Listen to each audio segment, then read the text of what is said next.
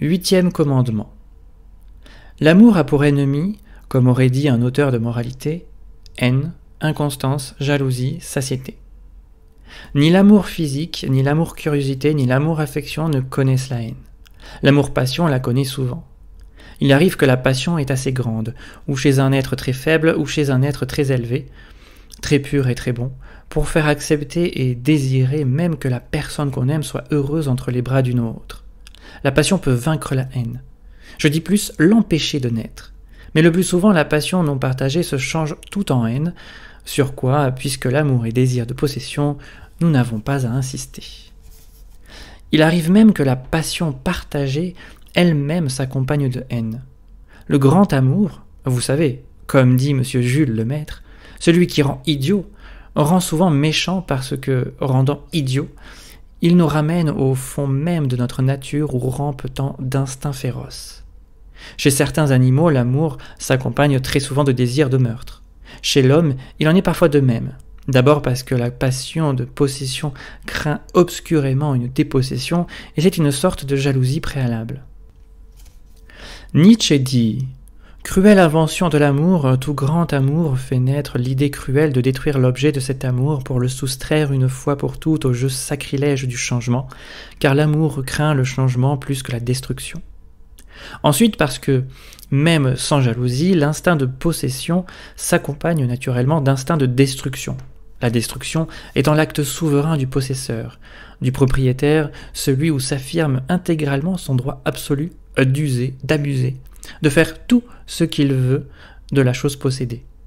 Enfin, ce qui doit arriver surtout dans les cas de lassitude et de dépression générique, parce que l'homme qui sent ses forces amoureuses défaillir veut supprimer l'être unique dans lequel il vit en tant qu'amoureux, pour détruire en lui-même désir, inquiétude et espérance. Et le meurtre, en ce cas, est très exactement, malgré l'absurdité apparente des termes, un suicide sur la personne d'un autre. Pour ce qui est de l'inconstance, si nous considérons la polygamie non plus comme nous avons fait en sa criminalité, mais en elle-même, nous la trouvons monstrueuse là où elle est légale, et nous la trouvons libérale mais dangereuse là où elle est une pratique illégale.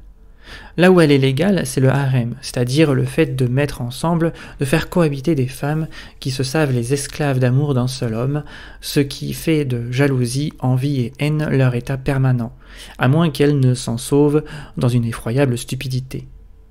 Là où elle est pratique illégale et couverte, les différentes femmes qui fréquentent un homme ne sachant pas chacune qu'elles sont plusieurs, les différents hommes qui fréquentent une femme étant dans la même ignorance, la polygamie est moins grave, n'étant plus un supplice.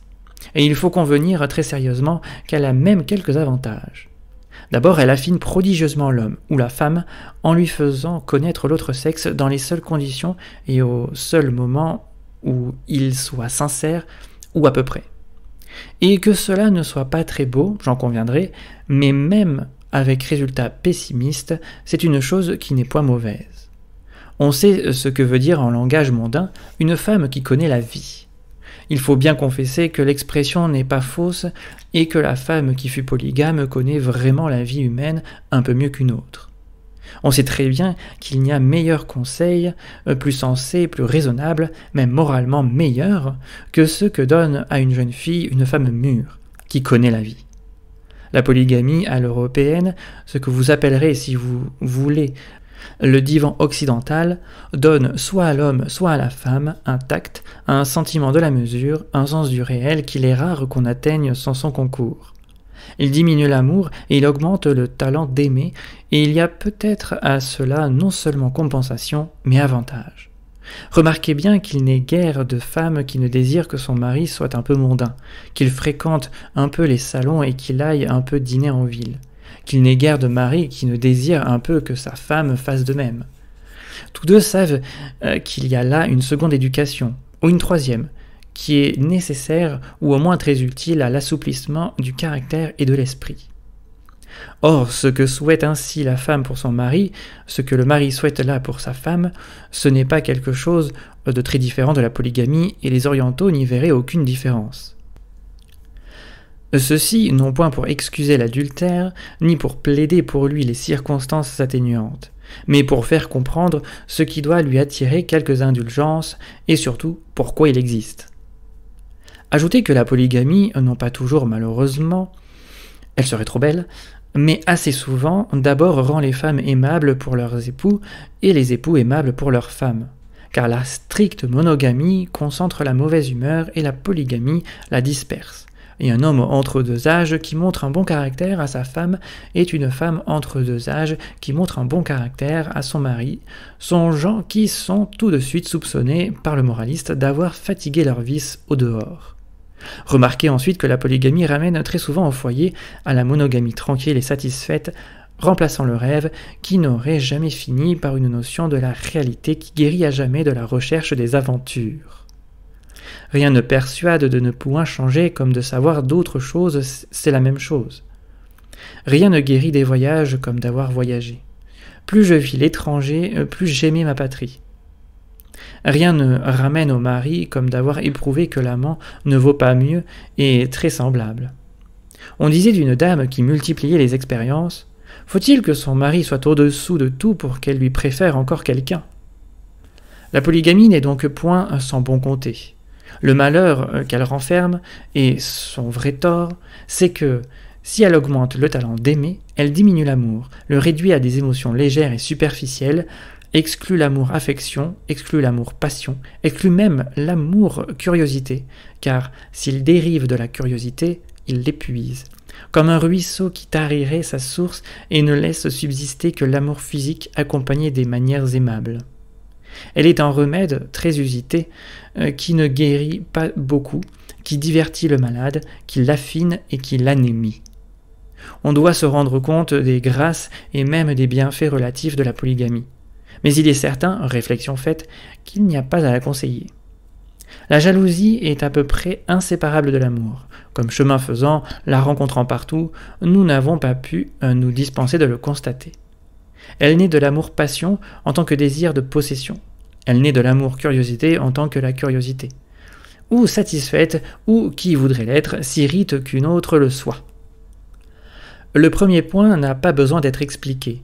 Le second, en même temps du reste que le premier, l'a été par Spinoza avec une crudité terrible et une vérité effrayante. Celui qui s'imagine que la femme qu'il aime se livre à un autre est non seulement contristé parce que son appétit-désir de possession est entravé, mais encore il prend de l'aversion pour la chose aimée parce qu'il est forcé d'associer l'image de la chose aimée à celle des parties honteuses et des excrétions d'un autre. C'est cette vision qui poursuit le jaloux et qui fait que sa haine ne peut être ni calme, ni même haineusement temporisatrice, et qu'il a besoin pour supprimer la vision d'en supprimer immédiatement la cause. Ici, comme nous parlions de la haine dans l'amour, même sans jalousie, nous sommes dans ces bas-fonds de l'âme dont la vue fait frissonner. Envie et jalousie, dit Nietzsche, sont les parties honteuses de l'âme humaine. La comparaison peut sans doute se continuer. Non, car elles ne sont pas fécondes. Enfin, la satiété est peut-être le plus grand ennemi de l'amour. Aimer trop, comme nous avons vu que La Bruyère l'a remarqué, suffit pour qu'on n'aime plus. Aimer sans incident, sans péripéties, suffit pour qu'on en vienne à ne plus aimer. L'amour, aussi bien que le feu, dit la Rochefoucauld, ne peut subsister sans un mouvement continuel, et il cesse de vivre sitôt qu'il cesse d'espérer et de craindre. Cela ne laisse pas d'être fréquent. Mais ni la Bruyère ni la Rochefoucauld n'ont tenu compte de la puissance de l'habitude et de l'agrément qu'elle donne aux choses indifférentes et à plus forte raison aux choses aimées.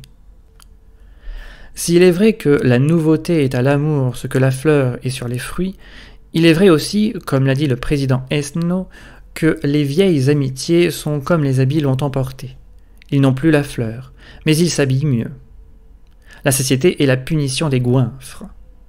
Nietzsche dit, comme si pour une fois il s'appelait Horace, le précepte très féminin qu'il ne faut pas se défier de ses sentiments ne signifie pas autre chose que ceci. Il faut manger ce qu'on trouve bon. C'est peut-être une bonne règle pour les natures mesurées, mais les autres devront suivre une autre règle. Il ne faut pas manger seulement avec la bouche, mais encore avec la tête. Autrement la gourmandise de ta bouche te fera périr. Les ennemis de l'amour sont tous ennemis qu'il porte en lui-même, qui sortent de lui et qui se retournent contre leur père. Il ne peut se dérober à eux ou les vaincre qu'en s'abaissant ou en s'élevant, qu'en se dégradant jusqu'à l'amour purement physique ou en s'élevant jusqu'à l'amour-affection.